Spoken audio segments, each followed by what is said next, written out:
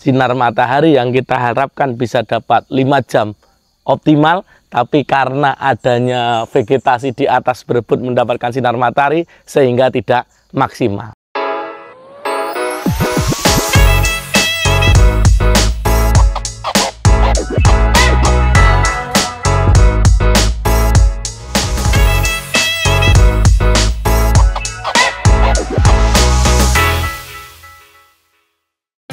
Assalamualaikum warahmatullahi wabarakatuh, sahabat PPKS dimanapun Anda berada.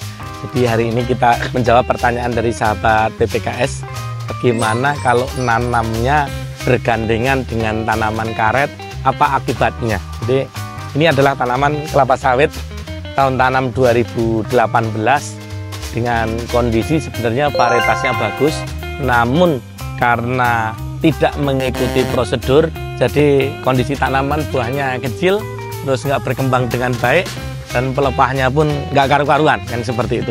Nah, kenapa kok seperti ini? Nah, ini efek dari salah satu faktor produksi kelapa sawit. Jadi produktivitas kelapa sawit dipengaruhi oleh 3 hal.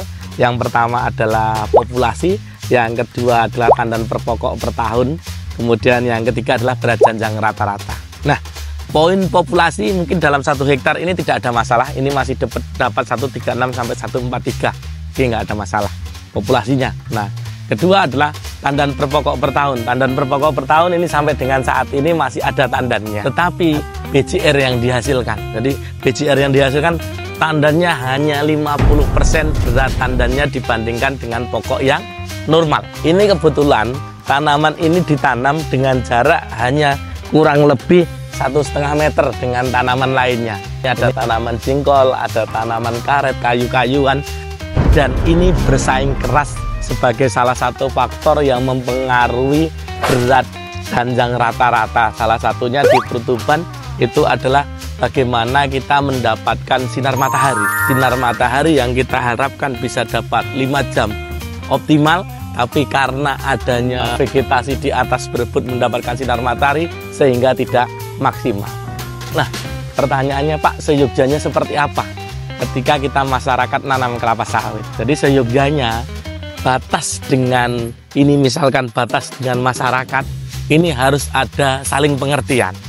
Jadi pihak masyarakat yang sebelah sini harus memulai titik tanamnya adalah setengah dari jarak tanamnya, berarti harus 4,5 meter.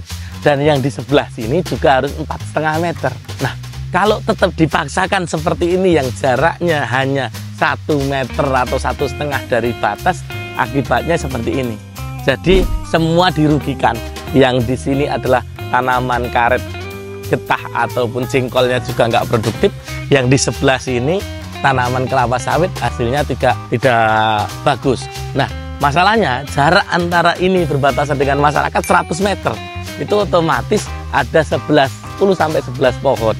Nah, itu sangat dirugikan. Jadi sahabat PPKS, sebelum memulai tanam dan areal kita berbatasan dengan masyarakat sekitar dan komoditasnya bukan tanaman kelapa sawit maupun kelapa sawit juga, kita harus ada saling pengertian. Bagaimana jangan sampai jarak minimal 4,5 meter itu dilanggar. Akibatnya apa? Tanaman kita juga nggak produksi, nggak maksimal, yang tanaman tetangga udah nggak maksimal. Karena ada 4 faktor yang mempengaruhi tandan optimal ataupun berat janjang optimal. Salah satunya adalah panjang penyinaran, seperti itu. Kemudian dalam rebutan hara pun juga sama. Jadi sahabat PPKS, semoga bisa bermanfaat untuk pengaruh etiolasi ini bisa dikurangi. Maka strategi di awal adalah pastikan dengan bertetangga itu komunikasi yang lebih baik, supaya produktivitas per individu tanaman bisa menghasilkan 200 kg per pohon.